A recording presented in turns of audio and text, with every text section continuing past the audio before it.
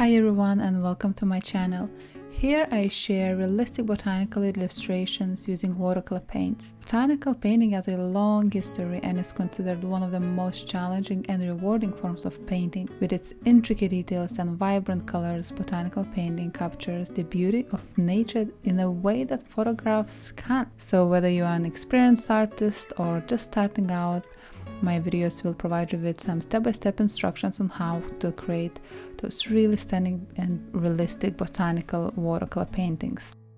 I teach regularly on Skillshare Patreon, and this Rosebud full step-by-step class is on my Patreon if you would like to follow along. So now that you know pigments used and the mixes we need for this Rosebud, we can get to this fun part. So usually every painting I start by painting in those base layers using wet on wet technique. Wet on wet means I wet the paper first with clean water and then drop the color onto it. This time I'm not having too much water on my brush because I don't want the color spread too far and I want to create this texture. So I'm trying to curve my brush strokes in the direction of that natural petals form, leaving little gaps here and there, softening edges in the lighter parts with clean down brush and then adding a little bit more color in the darker part and leaving it. So for the first layer I'm going to be painting with just my magenta mix, creating the right saturation and texture with that color, and then later I'm going to apply red color on top of it. So before painting any subject you have to make a little plan of how you're going to go about painting it. You have to decide how you're going to layer the colors and when you're gonna apply the texture. With watercolors, unlike oil painting or acrylic, the more color you apply, the darker the subject will get. So if you needed places to stay white or lighter, you have to know that beforehand, because you have to leave the paper shine through for those highlights, because you don't use white paint and watercolors are transparent. So generally speaking, when you paint with watercolors, you start from lighter and go to darker, with some exceptions, and every artist has their own unique way of painting, of course. So you see now, with every layer, I start with lighter and then I add more color in the darker places. And this is just a base first layer, and this flower will have many more layers to get dark and more saturated and more vibrant. You have to examine each subject quite carefully and to understand the texture that it has so that you would know how to paint it. And this rosebud is very speckly and textured, so the way I paint is sort of dab and scribble and tap on a paper to try and create this very busy looking rosebud. So to summarize, our first step is painting with wet on wet with our magenta mix. I add color in a direction of each petal's form, dabbing and tapping, creating texture, softening any lighter edges, and then before the glaze dries, I'm adding some darker color. So now before we finished with this first step, I'm adding a little bit of my shadow color where needed. So once the layer is finished and dry, we can remove the pencil line. So now that the base layer is finished, I need to create some texture and build the saturation for magenta color. So for that, I'm choosing drier way of painting. To create texture, I use dry brush. And you see this a little technique where you spread your bristles so that you would have sort of like a broom shape. And when you gently touch just the very top of the paper, you create this very feathery texture look. Very important to move your brush strokes in a direction of that petal's form. Once I'm finished with that, I water down my mix, and with a very watery, clear and transparent mix, I glaze over that petal, creating a little bit more saturation and softening some of that texture that appears a little bit too harsh. And I repeat that process on all of the petals, moving my brush and curving it to create the natural look for each petal. In some areas I might not need to spread the bristles, I just use the very tip of my brush, creating that texture.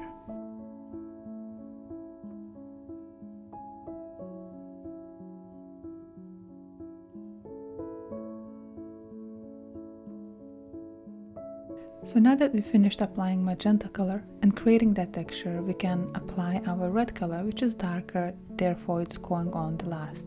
I'm using wet on wet technique just as we did when we started painting with magenta colors. But when you're painting wet on wet over already existing layers, you need to be very careful applying water. In order not to lift the color that's already on a paper and the texture, you need to apply water glaze in a minimal amount of brush strokes possible so that you don't scrub the surface and lift the pigment. And then I just apply red color in the areas that I see on my reference.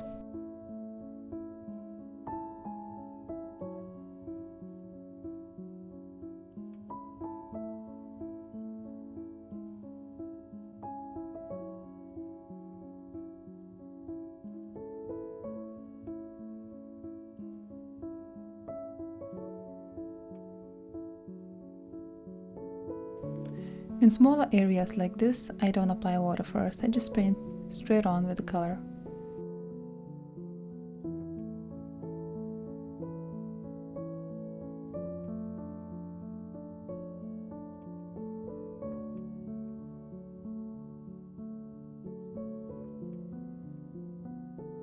And before we finished applying red color, I pick up a little bit of darker red and just sharpen those really dark tones here and there.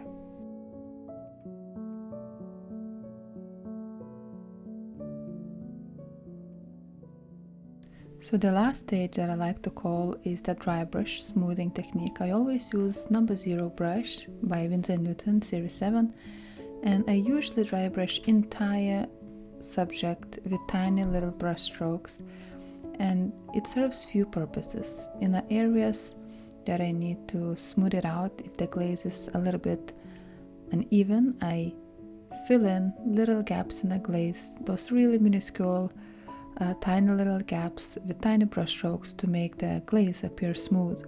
In other areas, I build up a little bit of color or put a little bit texture, tidy up the lines, corners and edges, just sort of making everything neat and tidy and perfect as a last step. And this process is my favorite, and I could spend hours doing it, and sometimes it can take longer than the whole painting process, but it's up to everybody, and I like to go into great detail and perfecting things, so this technique is one of my favorites, and I believe it transforms the painting. So whenever I make a mistake or I think the glazes look uneven or untidy, usually that is the technique that I can fix that and make just everything look much more neat. It does require quite a bit of patience, but for me it's actually the most relaxing part of the painting. So the very last step for the flower head is just a very pale glaze of yellow color over the white petal, because in nature this petal wasn't a snow white, it had a yellowish tone, so I wanted it to look a little bit more natural. So now that the flower head is done, we can go on and paint these hairy sepals with watercolors that has this really nice hairy texture. So these are the pigments and colors that I'm using to mix all my greens. I usually mix my own greens, even though I have pre-mixed, but I found that just a recipe that I like the most, where I'm using either Ireland or quinacridone gold or both, depending on how cool or warm green I need. And always end up using my phthalo blue for some reason. I just like my greens that way the most. And I need a little bit of neutral gray, so I'm using a neutral tint mix, and I just add additional colors to make it a little bit more greener or pinker, depending on the shade of gray that I need. And I'm using the same pigments to mix all of my greens, just in different quantities. I also need a little bit of pink for the stem. So now the challenge is to create this hairy texture on the sepals. So for that I'm using dry brush technique, not wet on wet, because we don't want anything smooth here on those sepals. So with little brush strokes to mimic hairs, leaving little gaps to make it look hairy, I start with my lighter color and layer those little brush strokes over and over again, slowly and gradually moving into darker colors, creating that hairy texture. So basically just tiny little brush strokes layered on top of each other, leaving little gaps, and that's how you create hairy texture with watercolors without using any white paint. And for now it doesn't look like much, but when we start applying our darkest tones, those really near black green colors, then those sepals and those hairs will really pop. So now you see me layering those little brush strokes over and over again until it looks hairy, creating tonal values even with the same color. And the tip is here not to forget that there are hairs visible around the sepal, so once you start painting with dark color, you need to paint around, creating those little hairs that are around the edges of each sepal. And so that's the process I'm gonna be continuing until we start applying those dark tones, just layering little brush strokes over and over again until it looks tonally correct. But once we put our darkest tones, then we'll really understand if we need to go darker or not. And here it's very important to use dry brush, because you can create those little very neat tiny brush strokes if you have too much water on your brush. So every time you pick up paint, you dab it on the towel or paper towel to take the excess water out and leave just with the pigment on your brush. So now I start to paint those dark tones underneath the sepals. And painting something dark usually takes many layers, because with watercolors, if you want luminosity and depth, you need to create those dark tones in multiple layers rather than one strong, because when you start applying very strong thick paint, it is not going to seep into the paper, and it will be very difficult for you to come back to the area and try to build and paint on it. So if you want your color to be vibrant and have depth, you need to layer those transparent watercolors over and over again until you reach the darkness and the saturation and the tonal value that you desire. And you see, I'm painting around the edges of each sepal to make the sides, the edges of the sepals hairy. This requires patience and really good brush that has a very, very sharp tip.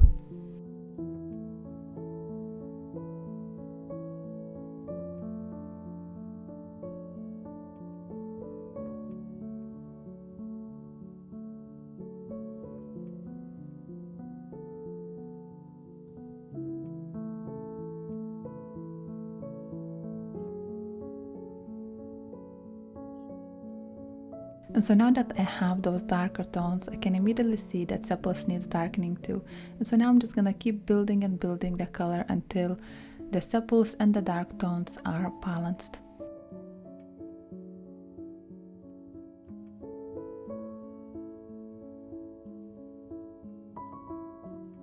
And now we can start painting the little stem.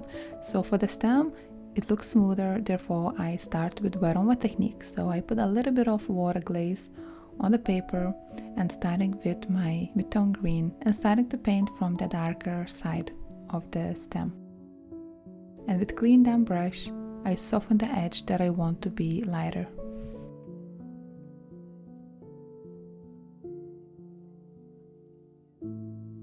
Before the glaze dries, I can add a little bit more darker color into the darker area.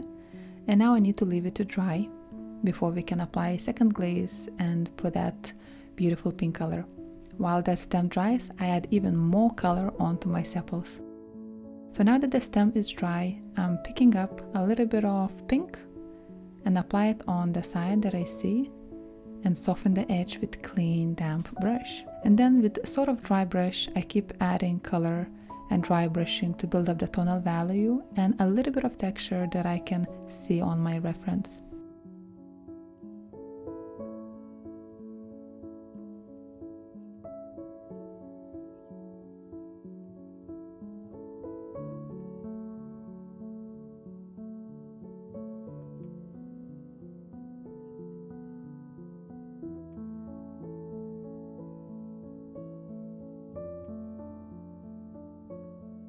So a few little details before we finish. I see that the stem has also few little hairs, so don't forget to paint them in because every detail matters.